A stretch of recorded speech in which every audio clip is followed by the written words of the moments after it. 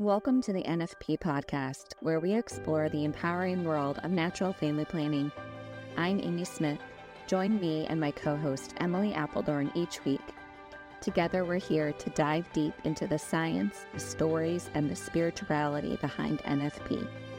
Every week, we push back against the free love culture and advocate for a culture of responsible love, where intentionality and respect are at the forefront of family planning. Join us as we discuss everything from the practicalities of charting and fertility awareness to the profound impact NFP can have on relationships and communities. Whether you're new to NFP or a seasoned pro, our podcast is your go-to resource for honest conversations, expert insights, and real-life experiences. So grab a friend, settle in, and get ready to be inspired. This is the NFP Podcast. All right, guys, welcome back to the podcast. Hi, everyone.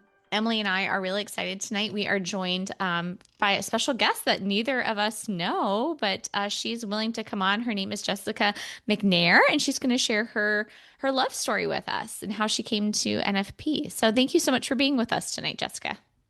Thank you so much for having me. I'm really excited. I know, us too.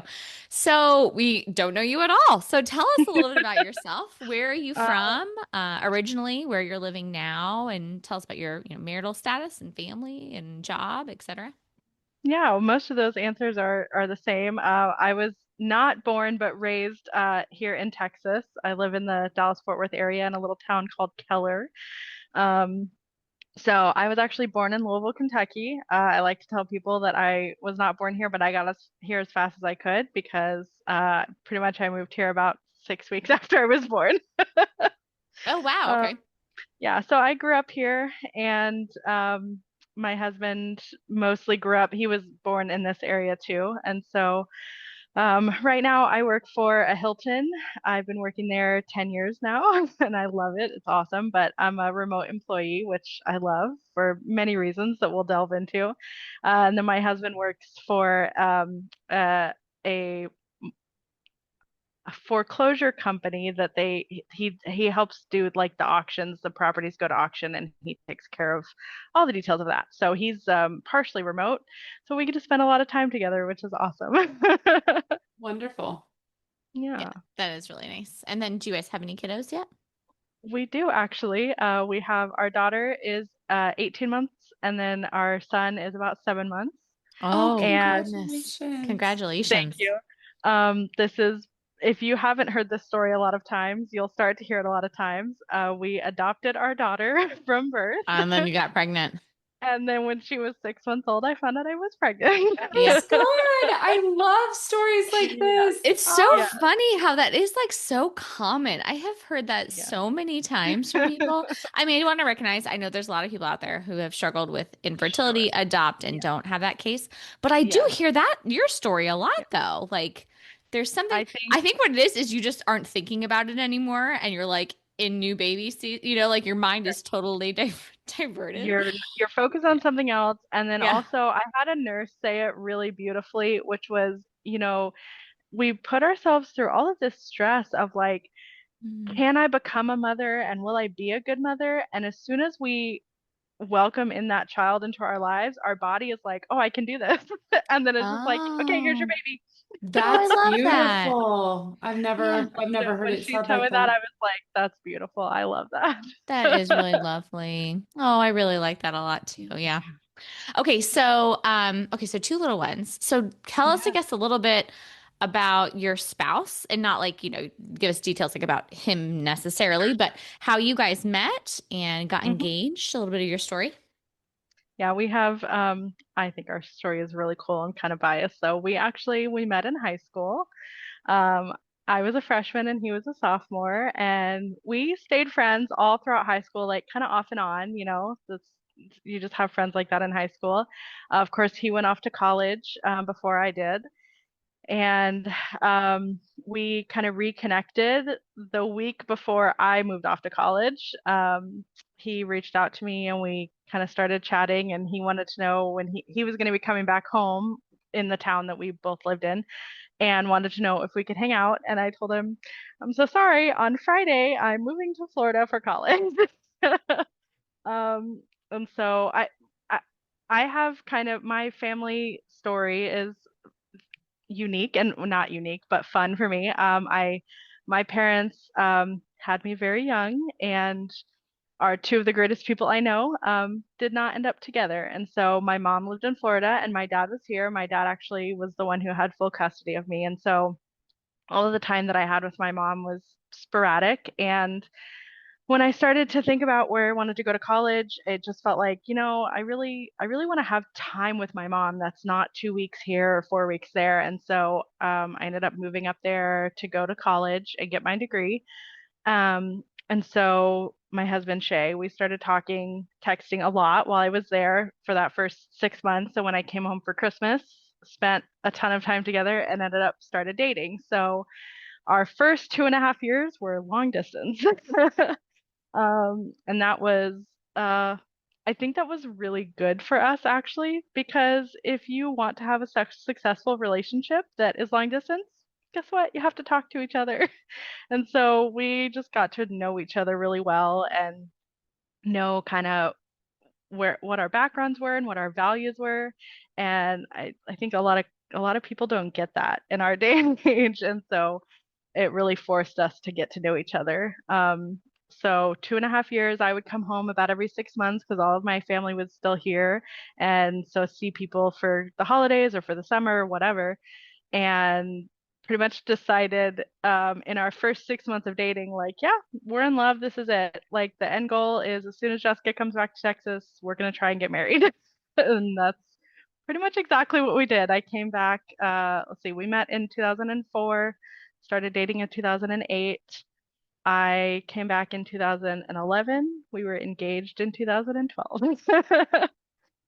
Congratulations. And That's That's so amazing. special. When did you guys get married? we were married in 2013, in June. So we just celebrated 12 years. And really, really sweet.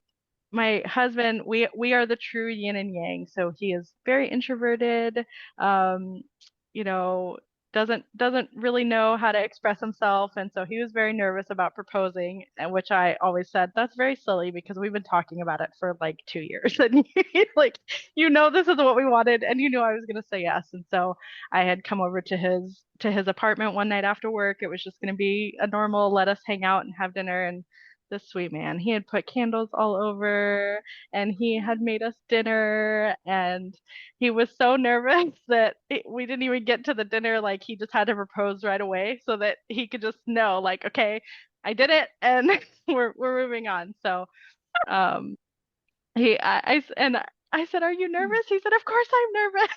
I said, "Why are Aww. you nervous?" It was So very sweet, sweet. very, very sweet. That is so Um, sweet. yes. It So just it speaks to the power of that question. I mean, yeah, that's a life-changing question, yeah, Like, I know we've talked about this. I know we've dated for a while. Gosh, but yeah. what if she says no still? Like, I can imagine for him, like, just like for the guy in general, it's like, I'm putting all Sure. my cards out here, that rejection. Right. Yeah. Right. Plus they Well, and like, we did. plus I feel like that vulnerability too. Like they're Oh, just, sure. like Yes. I really love this woman, whoever, insert woman. Like, oh my gosh, I really want this. Like, please, please say yes. Yeah. Right. Yeah, I think it was less like a concern that I would say no, and more just like okay, I have to do this and I want to do it right and I want to do Right. it memorable and make it special, which of course Right. he absolutely did. That sounds so wonderful, Jessica. Oh my goodness, how beautiful. And where were you guys married? So my home parish became our home parish. Our church is St. Elizabeth Ann Seton here in Keller, and we love her. So I was raised there. Like I said, I came to Texas very quickly, so I was baptized there. I went through all my CCD there, my confirmation and all of that. My husband came from a religious household, but not a specific religion. It was just kind of like, well, let's try this church. Well, let's try that church. And so when we started talking seriously about marriage, I always expressed that well, of course he knew, but I specifically expressed my faith is very important. And I can't imagine a whole family that is not Catholic. And so he knew how important that was to me. And he started coming to mass with me and asking questions, and we would have conversations. And thank God one day he said, okay, let's do it. And so he went through RCIA and I was his sponsor, and he joined the church right before we were married. So Oh, that is so that's beautiful. Praise all before God. we were married. Yes. Wow, that's Um, so beautiful. We were both, Emily and I, no one can see our faces, but Emily and I are both like, our jaw dropped when you said St. Elizabeth Ann, because we both have such a fondness for her. My husband and I were married actually on her feast day, and she's my wow. patron saint. Oh, So great. yeah, we both really like St. Elizabeth She Ann. comes in and out of our life. I'm guessing all three of our lives, just so, She's just such a, Yeah. fluidly. yeah, She's she's a such a really big powerful woman. intercessor. Yeah. Yeah, Right. very powerful, very, very powerful woman. Yeah. Okay, well, that's a beautiful story. So beautiful. And Thank you. let's before we move into the, I guess, exclusive like kind of NFP more heavy talk, let's talk a little bit more about just kind of basic formation. Yeah. So maybe your background, and then if you want to feel comfortable, if your husband is okay with you speaking to his formation too, if you know about it, of kind of your understanding of human sexuality, like what is sex? What's the meaning of sex? What's the meaning of marriage? The meaning of the human body, male and female, all of those things. What was that like, I guess, from kind of childhood up to the point of, meeting and starting to date your husband? Yeah. I will say candidly, the textbook overshare, of course. Both of our families, had a very strong sense of sex is for marriage and it should not be done outside of marriage. And sometimes it is, but you should do everything in your power not to, because it leads to kids and you don't want to have kids until you're married. Okay. And so both of us had that like ingrained in us, and not saying that that's a bad thing, but there wasn't really a lot of extra on top of that. And then, of course, me coming from the situation I've already described, where my parents did not remain together and were not married when they conceived me. Um, I kind of looked at that as, you know, I have all this family and I have lots of people who love me. And I don't ever regret the life that I have, but I always knew from a really young age, I'm saying like probably 15, that I didn't want to bring children into the world the way that I had been brought into the world. And so again, when we started talking seriously, it was, we're gonna do things. We want to give ourselves the best options that we have for success. And so we did not even live together before we were married. um, and That's and we waited. amazing, Jessica. We waited until our wedding for all the wonderful things, and I will say Amazing. Say we it did have proudly. It's so, some. gosh, I'm so like, sorry, I'm No, totally don't talking over be. you. But I had to just say, it's just like, that is so beautiful. It's so beautiful. And I feel like our stupid culture is so Mm, off the rails that it makes these right. stories seem like you're weird or you're a Right. prude. You're not. You know That's what we so always said? flippin' beautiful. Shea heard this somewhere, and it's a mantra that we've said through our marriage and even through our dating, is that we're unicorns. Because you don't find couples that are rare like us that got married. I mean, I was 22 when we got engaged. He was 23 when we got engaged. We were so young. We waited to live together. We waited to have sex, and we did long distance for 2.5 years, and couples just didn't do it the way that we did it in our generation. And so we always say, yeah, we're unicorns. Very beautiful. It Very beautiful. is. It's so beautiful.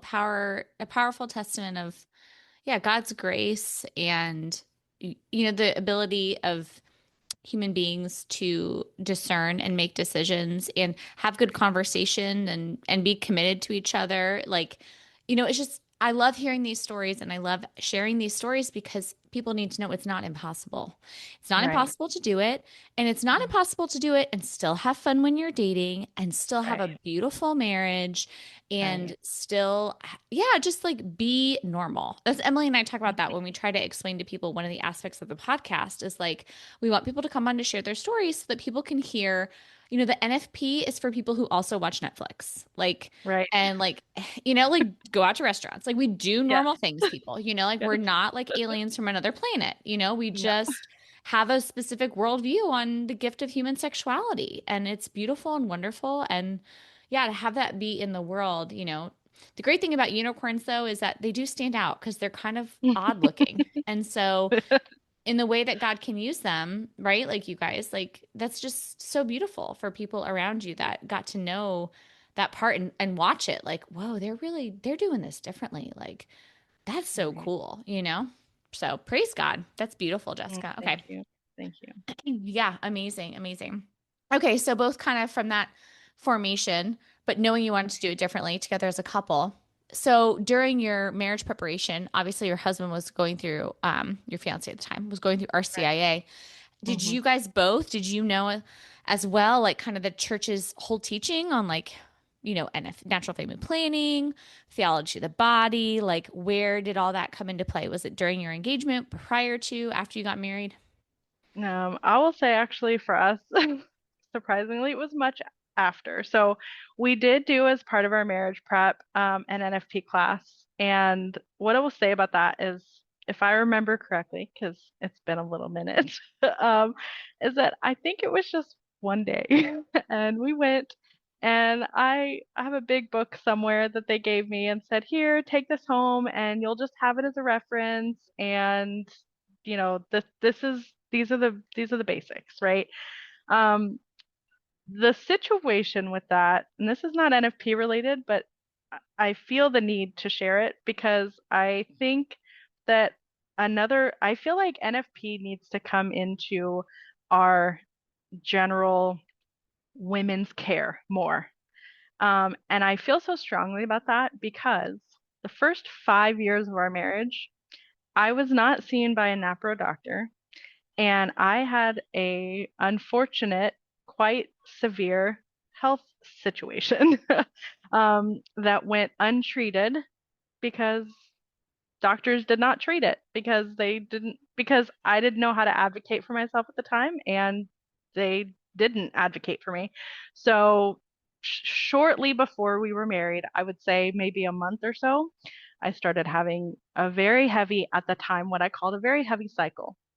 And I thought, okay, well, this is heavier than normal. Maybe it's stress because I'm about to get married. And so I kind of put it off to that. And it would lighten and it would be heavy, and it would lighten and it would be heavy. And then we got married and we had the honeymoon and we moved in together and we had all these fun things, and it progressively got heavier and heavier and heavier. And so okay, well, now I'm married and now I have health insurance and I'm going to college. And so I can go see the campus doctor. And I went and I saw a doctor on campus, and he pretty much dismissed me. He said, well, I can put you on birth control. And a voice in my head always said, that is not the answer. And so whoever says that to you, stay away from it. I didn't really know why, but that was the voice in my head. And so I said, no, I don't want birth control. And he said, okay, well, then I'll put you on metformin. And I just said, okay. My brain at the time was, a doctor will always advocate for me. And so I'm going to do what the doctor says because he wants what's best for me. Little did I know. So I got on metformin and it got a little better, and then it came back. And I would go back and they would say, well, you really, the only way to fix it is birth control then. Well, I didn't want to be on birth control, so I would find a new doctor. And then we would try again, and they would do the same thing. They would ask me, have you been diagnosed with PCOS? And I would say, no, what is that? Oh, well, if you haven't been diagnosed, then you probably don't have it. Okay, well, you didn't test me. So how do we know? But I didn't know to ask that question. And I went doctor to doctor to doctor for almost 5 years. 5 years of I called it just a constant cycle. And I would go to the doctor, any doctor, my GP or my OB, and they would say, what's the question they always ask you when you get to the doctor? When was the date of your last cycle? And I would say, well, I've had constant bleeding for the last 3 months. And they would say, oh no. Well, we could put you on birth control. And I would say, well, I don't want birth control. And they would say, well, here's some metformin. I kid you not. It was like they were all reading from the same book. It didn't matter where I was going. And then Jessica, sorry to interrupt you really quick. So no, just to clarify, so like growing up and in adolescent years, like you never, learned about how ovulation works and that, No. you know, first day of your period, there's fertile days, there's infertile days. And then you went for your pre-Cana NFP Right. 1 day workshop thing. And then Right. I imagine your husband didn't know anything about the cycle either. Okay. Oh. Okay, gotcha. So you both kind of entered. These were conversations that neither one of us really had with our parents. And Right. the unfortunate situation in my experience was that my stepmom, who I'm very close with now, we had a very turbulent relationship at the time. Um, I only refer to her as my stepmom right now. For your clarification, she's one of the best people in my life, and I see her 6 out of 7 days of the week. But she at the time did not feel it was her place, even though I was living with her full time. And my birth mom, my mom, who lived in Florida, kind of just assumed that, well, she's living there, and so they must be taking care of it. And so I knew, okay, it comes every month, and I know, okay, I'm gonna bleed and I'm gonna wear a pad, and that was the extent of my knowledge, pretty much. Gotcha. Okay. All right. So go ahead and continue. Sorry. So um we bought this house that we're currently living in. This was our first home, and as soon as we moved in, I was like, okay, I want to start getting established care. I had that in my brain. We're living here. We know where we're going to live here for a while. We're going to get established care. So we had established care with with general practitioner, and wouldn't you guess, I started having dizzy spells and lightheadedness, and I was exhausted all the time. Can you imagine why? And I went to the GP and I told her my symptoms. Of course, she knew that I had been having all this bleeding because we had talked about it before. They called me a couple days later, kind of in a panic, and they said, "Where are you right now?" And I said, "I'm at work." And they said, "Okay, where's the nearest hospital?" And I told them, and they said, "You need to get there right away because you need a blood transfusion." And if I remember the numbers correctly, they were I had about 6.3 liters of blood in me. And for those who don't know, you're supposed to have 10 to 12. So that's why I was so exhausted. And that's why I was having dizzy spells and lightheadedness. This all leads to success, thank God. Finally get to the hospital. They admit me. And guess who I get to see? A gynecologist. And she comes in and she said, the tech told me that you've had constant bleeding for the past 5 years. Is that really real? And I said, yes. She said, we're going to do an ultrasound on you. And again, to speak to me not knowing anything, my first thought was, why are you going to do an ultrasound? There is no way that I'm pregnant. Like, and she said, well, we need to see what's going on in there. And God bless her, she found polyps. And can I tell you, not one single gynecologist or general practitioner had ever suggested look in there. She said, if you've been having this for 5 years, your uterus has been trying to shed these polyps for 5 years, and nobody even looked to know that they were in there. So she was the first step to better. She went in there, she did her procedure, it was outpatient. And for the first time in 5 years, I started to get a normal cycle. And I was like, this is phenomenal. Like, I can't believe this. I can't believe this is happening. I didn't even know what to do with myself. My energy levels came back. And all of the things that I had learned in NFP in that pre-Cana, I mean, I couldn't even think of them because it had been, like I said, 5, 6 years at this point. And I got a couple months of regular cycle, and then they came back, but I knew what they were this time. And this is the turning point because this is when I knew how to advocate for myself. I went to a new gynecologist who was close by. I told her, I have polyps. I need you to go in there and look at it. She said, how do you know? And I said, because I had them before and the exact same thing is happening. And she said, okay, I'm going to go look. And she did the ultrasound. Sure enough, they were there. She asked me, do you have PCOS?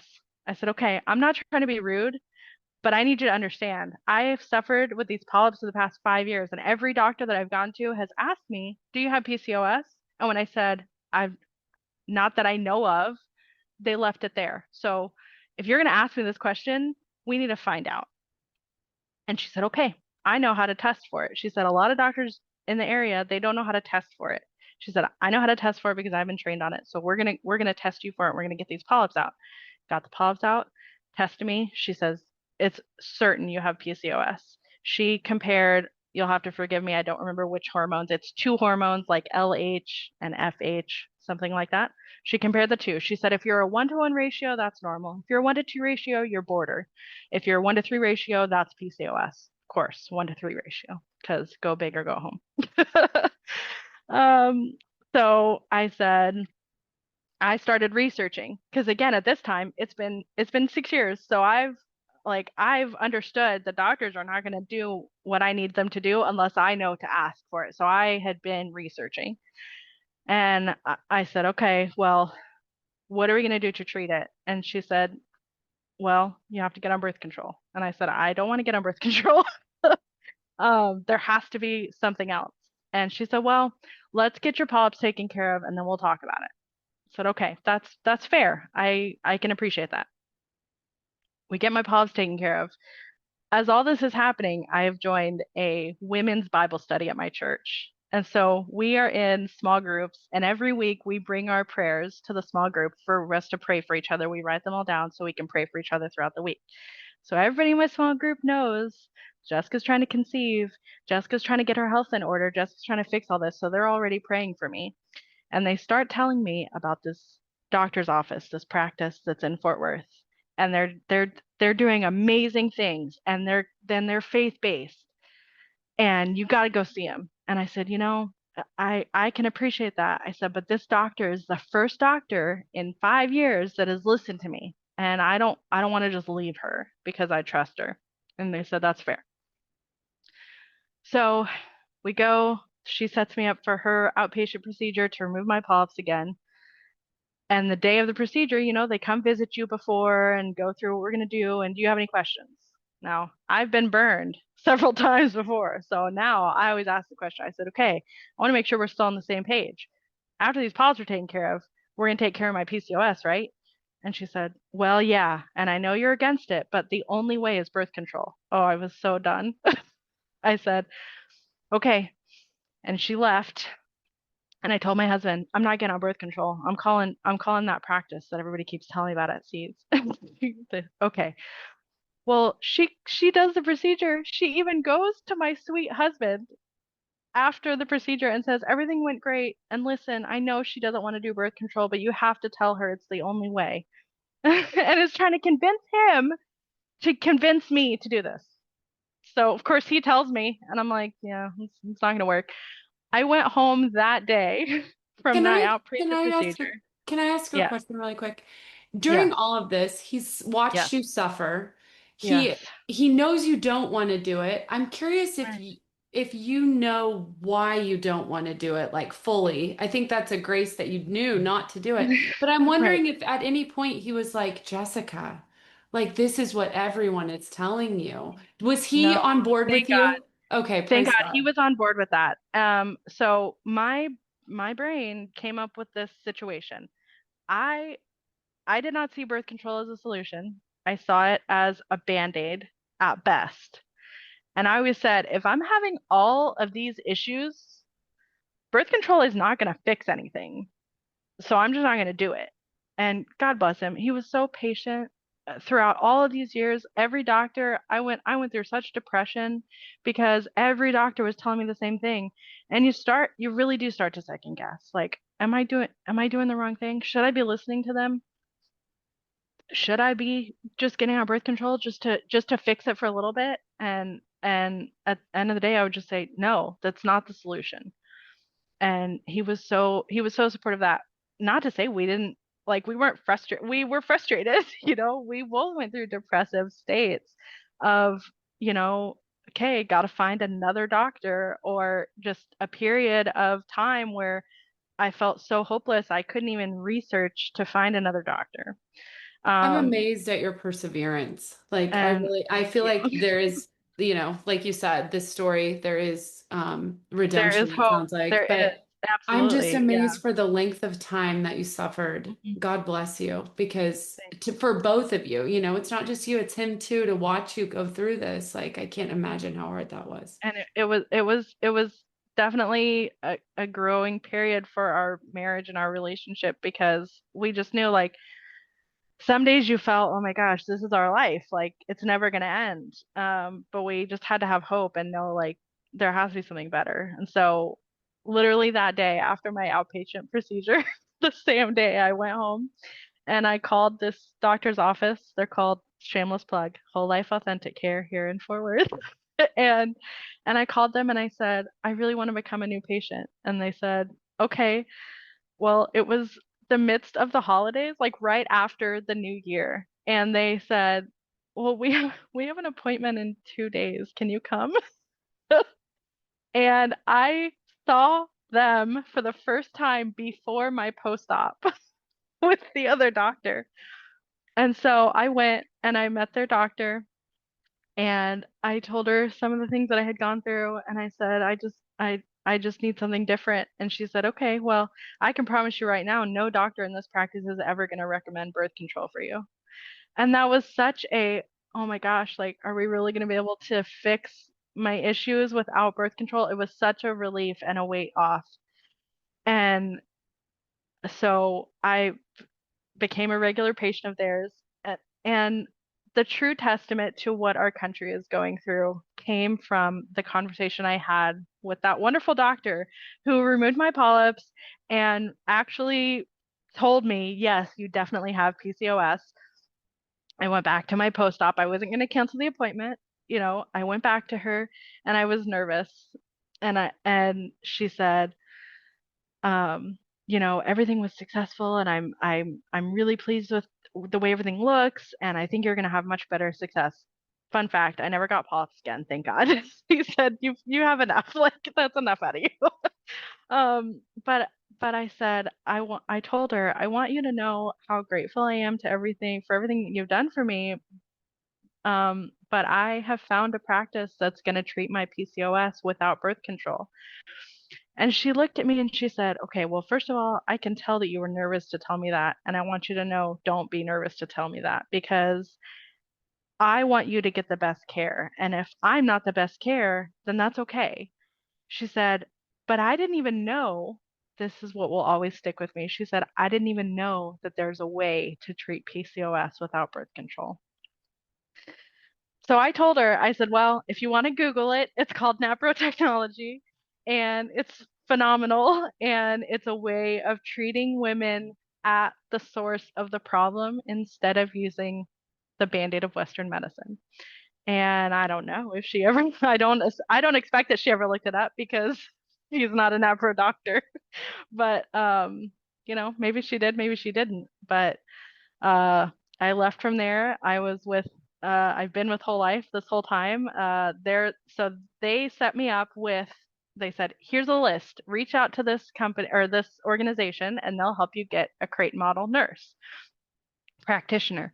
And I started meeting with them and really learning how to chart and really learning how to notice the signs in my body. And that was a total game changer, just to understand like, okay, God created my body and look, there's patterns and I can work in like we can work together kind of to understand like, okay, this is what's happening. I'm in a fertile period right now and we desire a family. And so this is the time to work together and create that family. So going through that really fully where I was meeting with her so often, you know, you start off like what every 2 weeks and then 3 weeks and then a month and then a couple months and just really learning how to notice those signs really makes you understand the beauty of God's design that he set us all up for this and we don't really need I'm on 2 whole prescriptions. 2, that's it. One of them is metformin, but it's actually because I need it for other reasons. And the rest are all supplements, you know. And so once I started to understand that and I could share that knowledge with my husband, it all like it just kind of came together. It all sort of made sense. And like the fact that we went all of those years that we didn't, well, even if we had known the signs, we couldn't look for them because of all these other issues. But it took it took that time and that determination and God's grace to say, okay, this is where you need to be. Get here and they'll take care of you. And oh Lord, did they take care of me? That's amazing, Jessica. Can you go into a little bit about your experience? So when you started meeting with the NAPRO doctors, kind of what was your treatment plan? How did that unfold?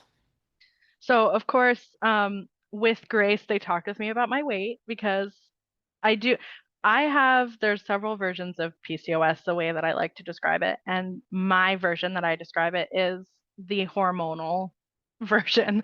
And and just to be clear, sorry for the listener too, that's not like something you're making up. That is true. No. There are different manifestations of PCOS. So people with PCOS, it just can present very differently and there's different triggers for it. So that's a true thing. Thank you. Thank you for clarifying. So my doctor started really looking at, okay, let's look at your hormone levels and see what's too high and what's too low. What can I as the patient do naturally with my diet and my lifestyle? What supplements can she recommend to watch those? And even in these wonderful Facebook groups that we're in, God truly blessed me with my NAPRO doctor, because I will even see patients that are working with NAPRO doctors and I think, oh my gosh, my doctor, that never would have happened at our practice, when they say, oh, I can never get in touch with my doctor. My doctor doesn't call for labs. My doctor doesn't read my labs. She was so on top of everything. And to say, okay, well, let's add this supplement, or I want you to increase your dosage, or okay, what this supplement was for, you don't need it anymore, and so let's do that. And I even I'm not a fad diet person, but I'm a goal oriented person, and so when I was like, I know that I need to lose some of this weight, and I felt I don't know how to do this. I never really learned any of that either. And so I jumped. I was like, I think keto is going to work best for me. And I went into her and I said, okay, I'm going to lose this weight. I'm going to lose as much as I can, and I'm going to get on keto. And I saw her hesitate, and I was like, oh, why did she hesitate? Okay, what was that? And so I started to read more. Okay, well, what other diets do they recommend for fertility? And it was like the paleo diet or Whole30. And I read some of those, and I was like, I really can't do this. So this is what I'm going to do: modified keto. I'm going to do keto, but I'm not going to count any vegetables. And I'm going to eat whatever vegetables I want. I went back to her whenever, the next appointment, and I told her that. She said, I love that. Do that.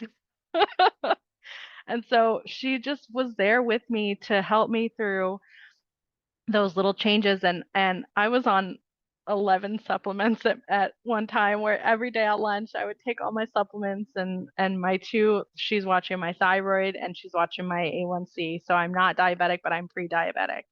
And so that's what the metformin is for. But just testing those labs and always looking at my chart and knowing that I was routinely meeting with an NAPRO practitioner to monitor my chart, and all three of us kind of working together towards that goal. I always say that the few years that I've been with her make up for the 7 years before, the 6 years before, because of the level of care that she gave. So let's shout her out. What's her name? I want to shout her out so bad, and I'm so happy for her. Her name is Dr. Jamie Ost. Oh, and, nice. And she is pregnant. Aww. And she is due in November, and has decided that she's going to be a mommy to all her kids when her new baby comes. Great. So she's leaving the practice. So here's another plug. How about, for all of those who are listening, if you know somebody in the medical field that maybe they don't know their specialty, or maybe they do know their specialty, please turn them towards NAPRO, because our country and our area is in desperate need of NAPRO OBGYNs. And this practice, Whole Life, when Dr. Ope leaves, God bless her, I'm sure it was a very challenging decision for her to make. She is the only one at this practice. And so all of the patients that are there, now they had an OBGYN side, and then they have a general practitioner side, and they just added Dr. Hemphill as a naprosurgeon to the practice. So they'll still have Dr. Hemphill and they'll still have the general practitioner side, but they are actively searching for a napro OBGYN. So if you're looking, it's an incredible place to work. They have such a great atmosphere and such a high level of care and such a strong following. I mean, we're all devastated to lose Dr. Opes, but of course, that is the life God wants for her, is to help raise her babies. Yeah, that's amazing. Amen. Yeah, it still sounds like a great practice. And Dr. Hemphill is also pretty amazing. She's wonderful. I've heard fantastic things about her as well. Yeah. Anyone would be in great hands to be with her as well. Yeah, she's really great too. Yeah. Okay, so awesome. Okay, so you're getting great treatment there. This whole time, were you and your husband trying to achieve? What is your goal there? I mean, I really admire it. Sounds like so far, I haven't really heard you talk about like this strong desire, like I really want to get pregnant, really want to get pregnant. You were so focused on your health, which is admirable. Like I feel like that's like a healthy way to pursue pregnancy. Emily and I talk about this sometimes when you're struggling to get pregnant and you want a baby yesterday. You know, that's where like our desires can go a little skewed of like the baby becomes the end goal, as opposed to like, well, let's get you healthy. And then when you're healthy, we believe like babies will come from a healthy body, you know, should God will it still. So, So anyway, what is your kind of family planning goal along this journey, and how does that evolve? Yeah. I wanted to be a mother since I was 15. I knew that was God's plan for me.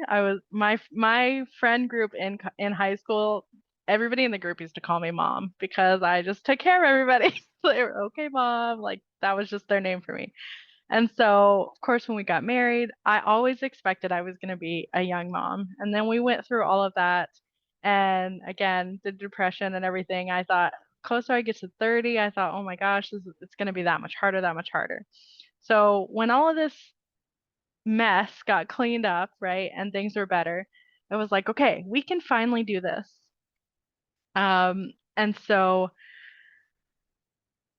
it's what we wanted, of course, to be a family. And we had talked so many options, like different options of what we wanted our life to be from when we were dating, when we were engaged, when we got married. And adoption had been like, yeah, we would consider it, you know, maybe. And we had just gotten to this point. We were going to be married 10 years and it just hadn't happened. And I said, you know, I feel this pull. And my sweet husband was just like, I don't know, I don't feel that pull. And I said, okay, well, let's talk about it more. I was like, I just feel like this is the path God wants for us. And he said, so are we just giving up? And I said, what are you talking about? This is the beginning of the path. No. And so a new mantra, we're not unicorns anymore, but our new mantra was, we're walking two paths at the same time. So we're going to walk the path to adoption, and we're going to walk the path to natural conception. And whichever produces, that will be the one. And we'll keep trying. And so that's pretty much exactly what we did. Let's see, that was our daughter was born 2024.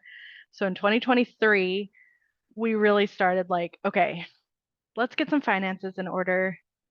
God has truly blessed us with our income and with our home. I never would have expected that the home that we ended up in would be our first home, but he truly blessed us.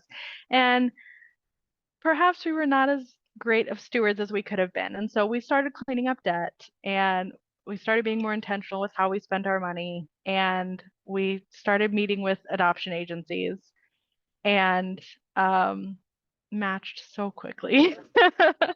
and just kept trying. So we from choosing our agency, which was in July, to being matched with our birth mom, that was the day after Christmas of the same year. She was the first birth mom to read our file, and she chose us. And that was, we had heard so many stories of people on wait lists for years, of matches that didn't go through, and we just thought, you know, God has a plan for our family. And if this is the plan that he has for us, it will be successful. So we kept trying to conceive, and we obviously went through the adoption, and I had one more small hiccup through Dr. Opes. She found a fibroid in there, and endometriosis. I forgot about that. And so went in there. She God bless her. She had to go in for my fibroid. She went in twice and found the endo. We had to have somebody else remove the endo. The fibroid would not quit, and so they sent me to a specialist who used a procedure called radiofrequency ablation to shrink it. And they said, we won't know anything for 4 months because it shrinks over time. So I had that procedure done the same December that we found out we were matched. So that was earlier in the month, and then later in the month we were matched. And then we were parents to newborns and exhausted, or a newborn, sorry, a newborn and exhausted. And we were nearing the 4 months, and I was going to go back to Dr. Opes to see if it had shrunk any. And I told my sweet husband, who was sleep deprived and didn't know if he was going to be a good dad. He was being an incredible dad, but he holds himself to a very high standard and just thought, am I doing enough? Am I doing enough? And I sat down with him and I said, okay, I'm going to go back to Dr. Opes and she's going to ask me a question. And he said, okay. I said, she's going to ask me, are we going to keep trying to conceive?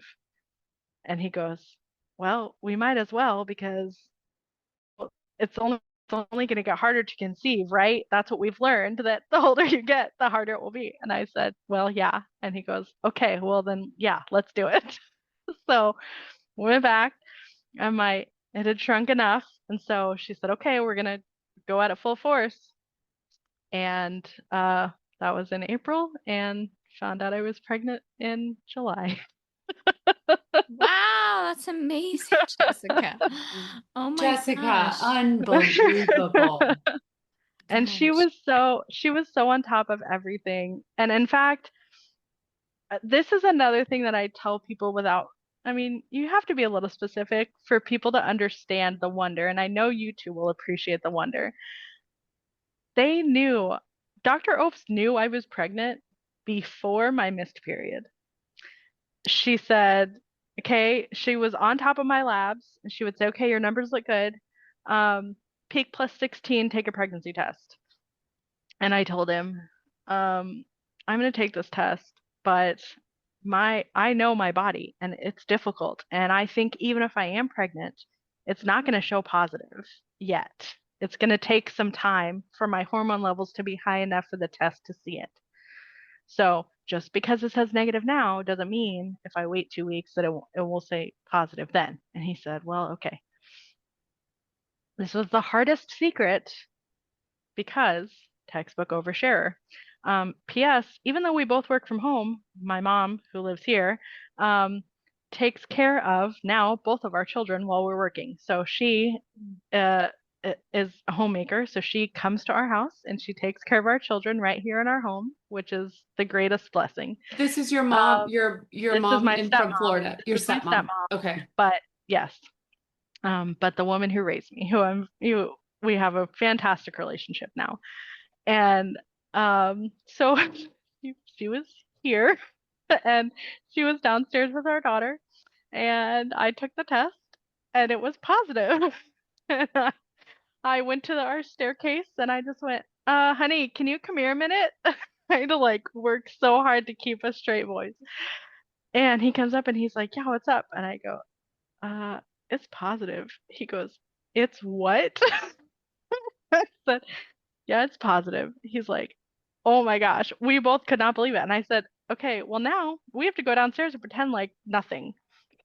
He goes, well, what are we going to do? I said, well, we're not going to tell anybody until my first ultrasound, because we will both feel better knowing we saw what we saw. We heard the heartbeat. I said, miscarriages happen. And I don't want to put our whole family through that. And it would be so hard for me to go through that. So we're going to kind of pretend. I mean, obviously we're going to know I'm pregnant and I'm going to make good decisions for myself, but we're just going to pretend like this is nothing. Oh my gosh. Every day she left and I was like, Okay, I didn't blow the secret. I didn't say anything. I was tired. I wanted to eat everything. My abdomen already in those early times, I could feel my abdomen like trying to expand. I was sore all the time. It was like I was working out again. Um, we finalized our daughter's adoption after we found out we were pregnant. Um, so we went and did that. Of course, we started to tell everybody. She goes, "You knew on the day?" I said, "Yeah, we knew on the day." She's like, "I can't believe this." So everybody was just blown away. And I tell you, 1 out of 3 people, every time we told them, well, we're pregnant, I knew that was going to happen. 1 of the 3 people, I knew it was going to happen. Wow. So Everyone's a we baby absolutely fortune were still teller. crying. Yes. Yes. Yes. I'm guessing your women's group at church was very much Oh my gosh. was expecting that to happen. Yeah. So that Bible study had ended by that point.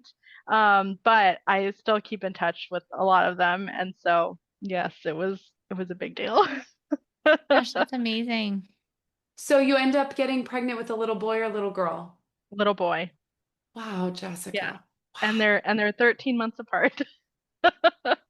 So how was your pregnancy? And did the doctor follow you through that? Did you receive care during that? Yeah. Absolutely. And this is another area. So she had me get blood work religiously every 2 weeks. I went every Thursday. The phlebotomist and I were great friends, and we became such great friends. He finally asked me, he's like, "Can I ask, like, what are you doing?" He's like, "Why are you doing this so often? I've never seen a pregnant patient as often as I see you." And I said, this is the way I chose to explain it, because you don't need to go into the whole thing. But I was like, I need to have something. And so I said, I receive a level of care that is not commonly practiced, but has greater benefit than typical care.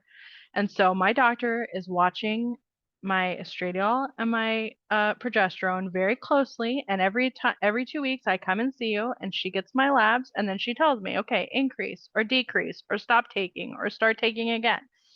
And yeah, she did that every 2 weeks, and I would get the labs on Thursday, and I would usually almost through my whole pregnancy by Friday hear from her of, this is okay, everything looks good, or okay, increase your progesterone, or stop taking DHEA, whatever she wanted me to do. So she stayed very on top of my stuff. My pregnancy was pretty mild. Like I count on one hand the time that I had morning sickness. The hardest part for me was my food cravings. I wanted to eat all the time, and I did end up with gestational diabetes, and so we had to watch that very carefully. And she did end up inducing me. He was a little early. He was born at 36 weeks and 2 days. Um, but other than that, she watched me carefully, and I went in for my ultrasounds regularly, and she watched those were the 2 hormones that she watched for me to make sure that everything was good. And I was getting my blood work done, like I said, every 2 weeks up until maybe not even the last month. And then she said, okay, this was the last one. You don't have to go anymore. That's Okay. amazing. So now that you're postpartum, what does your care kind of look like now? And I guess you and your husband, do you guys kind of talk about, future plans moving forward? What does all that look like? For sure. Yeah, so I don't see her as often or at all really right now, because we are postpartum. So we've decided God has truly blessed us, and our current goal is for him to, if we can be a little greedy, bless us further so that I can be a stay-at-home mom. And so in order for that to happen, we are working really hard to get the last of our debts paid off. um, and at this point, we are actively trying to avoid. Just for Understandable. You've got a couple little people at home. We do. It's a testament to the ebb and flow of the fertility journey, right? We think we'll never be in a state where we will try to avoid. Like we just can't get out of the mindset of trying to achieve, trying to achieve.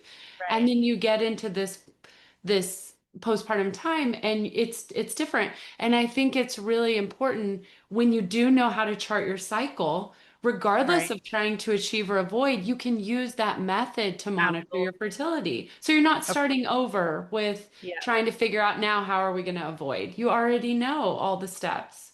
Yeah, absolutely. And, it's something we've talked about that, you know, obviously if it's God's plan for us, he's going to make it happen. At the moment, we're going to wait so that we can make sure that we're in a better situation. Not to say that we don't want more right now, but let's just wait a little bit and get some more things in order before this happens. And so I that's just another place that we get to use God's design for us, that it's just a different function that we're using his design for us. Absolutely. It's a great function. It's a totally acceptable answer. I think it's funny. So I'm pregnant now with our fourth, but I had twins. So it's not like Oh, okay. So anyway, sure. this is my fourth. Okay. And it's interesting because I met someone at the store the other day who knows my husband and my son from a sporting event that he does that I like rarely ever go to because I'm with the Okay. twins or just at home. Sure. So anyway, she said to me, a common question I feel like I've been getting now, which is funny that people who like don't even know you will ask you your family Yeah. planning goals. Like, so are Yeah. you done? Are you going to try for, oh, there's another boy. We already have 3 boys. Now I get Okay. like, so are you going to try for a girl? The I'm girl. like, can I just get through this pregnancy? Like, that's kind of how I'm feeling right now. It's like, let's just take it one at a time. And do I really need to know the answer to that right now? And like, I just feel like sometimes there seems like there can be a lot of pressure around, you need to know now what Right. every aspect of the future is going to hold. And it's like, no, I'm going to answer your question in the moment that I'm answering the question. And then I'm Right. given 100, I should have, and I do have 100% liberty for that answer to completely change next week or Yeah. next month or in 2 Yeah. months, whatever it is, because life circumstances might change. My desires might change. And that Right. happens so much, right? Like it Right. happens Yeah. so often of like, no, I don't want to have another baby right now. Totally normal response when you have two, Right. like an infant and a toddler at home. Totally normal answer, right? But Yeah. then like a year passes, and it's like, totally could have another baby right now. So like For that's sure. again another thing I love about I guess the church's motherly design in encouraging the use of something like natural family planning is because it always Mhm. just it's like that swinging door, it like it's on a Oh, yeah. hinge. It doesn't lock Yeah. one way or the other. It's like the saloon door, right? It just can go back and forth. And that's where I feel like it allows the movement of the Holy Spirit to kind of Mhm. really say, like, to guide you, right? And guide us as a whole, as God's children of like, yeah, you knew you were thinking this, and now you're thinking this, and then you're thinking this. And like you can work cooperatively within those boundaries, if you will. So anyway, that's just amazing, Jessica. How are you feeling? Are you tired? How is your cycle? Have you gotten your cycle back yet? What does all that look like? Oh yeah. I mean, everything came back fairly quickly. Oh, wow, I okay. don't want to boast. So like I got back to my pre-pregnancy weight within like a month. I think it was just all water weight because I drink so much. And so I That's went to funny. the doctor. I was like, are they gonna tell me I'm losing weight too quickly? Because it fell off because I was so thirsty all the time and I just drank and drank and you know I, another way I feel like it's boasting, but it's really God's blessing. Our village is so here. We have so many people who fight over the opportunity to spend time with our babies. That even on a tired day, I'm like, I don't know how other families do it because we have so much help. So my mom comes, like I said, and takes care of the babies while we're working. My husband's mom lives with us part time, so she helps with the babies. I have a niece and nephew who are school age, but God bless my mom because she goes and picks them up from school and brings them here, and all 4 of the kids play until we're done with work. And so my kids are getting, older kids around them, and my niece and nephew are getting to understand like what it means to take care of little people. And I have 2 brothers and 2 sisters-in-law, and great big Catholic family. My dad is the second oldest of 6 sons. So we've got aunts and uncles that, are always, they're all across the Metroplex, but we get to see each other fairly often. And so, yeah, some days we're tired, and some days our daughter wakes up 4 times in the night, and sometimes our son wakes up at 1 o'clock and wants a bottle. But, you know, like, that's being a parent. That's just one day, and then we move forward. So, um, I did have a little bit of a postpartum struggle with, like, when our daughter, I like to say, when our daughter came home, when she was born, right? We both got bonding time with her, and then she was still here, and I guess it was a little hard, but it was easy to go back to work. And then when we got our son so close, my mother's heart was just like, all I want to do is take care of my babies. Like, that's all my mother's heart wants. And just knowing, okay, I went through all those struggles for 5 years, and God helped me get through that. And so he's going to be with me to help me get through this period, this last little period of us getting through these debts, so that I know that that's his plan for us. We just have to get there. And so I did have a little bit of a struggle in that, and I was not able to nurse. And so it was, at first that was a struggle. And then I said, our daughter was formula fed, obviously, and she is so bright and intelligent and sweet. And what am I even worried about? Like, it's okay if he's formula fed. And so just that, kind of getting through that logic kind of helped. And once I got back into work, I really do love my job.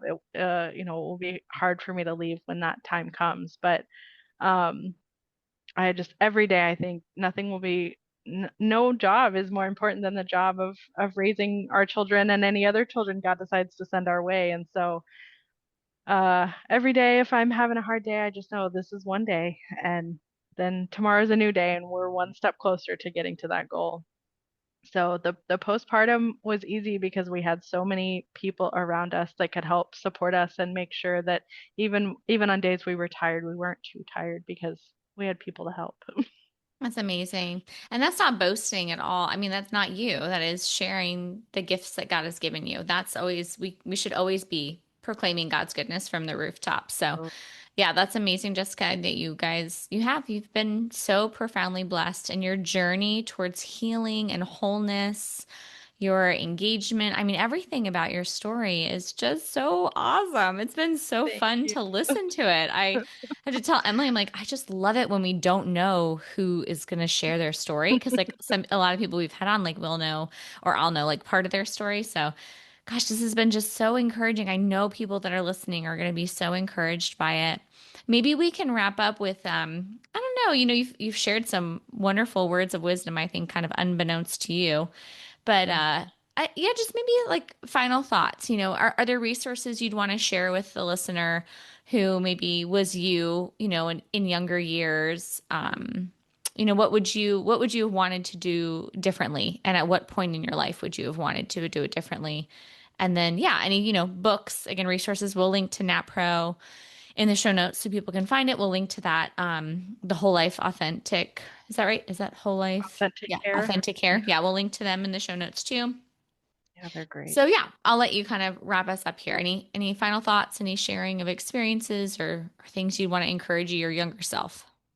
Yeah, I mean, God just put so many good people in my path. I did some research, but I think looking at your body as a whole is so important. And, kind of like you were saying, when our focus is fertility, when our focus is conception, like, we can get so focused on that, but God designed our body to work as a whole. And so you have to be looking at it as a whole. And so it can be overwhelming for some people, but if you can make one little change to help your diet a little better, if you can make one little change to help if you're having mental illness, because I went through that, if you can make one little change, it will get you that one step closer. And whatever you can do to help is enough.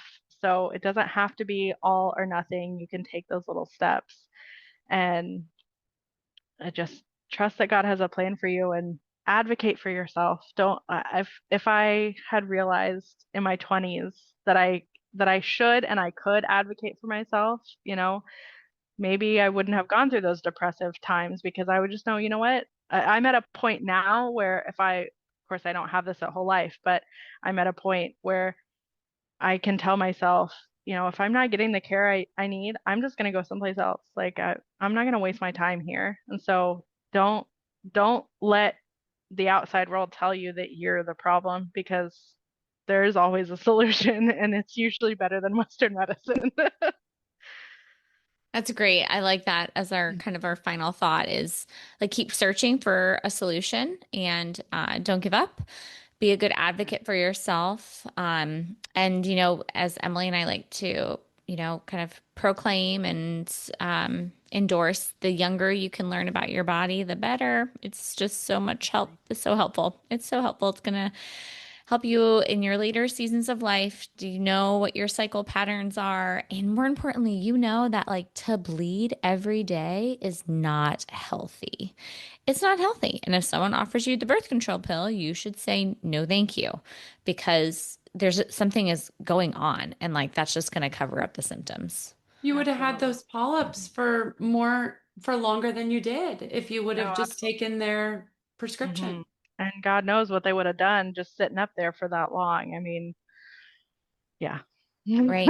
Yeah. So. Amazing. Thank you, Jessica. Yeah. Thank you, Jessica, for your time. Thank you for sharing your story. Thanks be to God. All glory to him. That's just so amazing.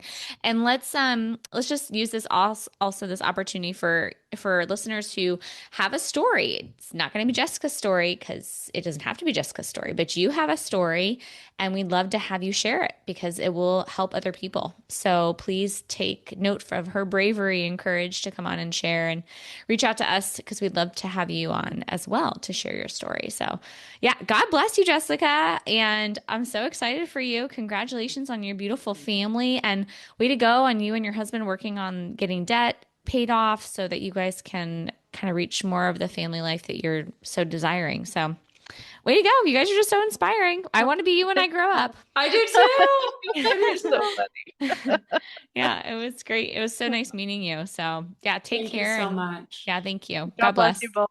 And the podcast is amazing. Thank you so much for doing this for everybody, because the more information we can get out there, it's gonna really help change the world. Oh, you're sweet, Jessica. Yeah, thank you. All right, well, we'll be praying for you. Take care. Thank you. Bye. That wraps up another episode of the NFP Podcast. Thank you so much for joining us today. We hope you found our discussion enlightening and empowering. Don't forget to subscribe so you never miss an episode. We'd love to hear from you. Please connect with us by sending us an email with your questions and stories to thenfpshow@gmail.com. We'll be back next week with more insights, tips, and heartfelt conversations about natural family planning. Until then, love responsibly.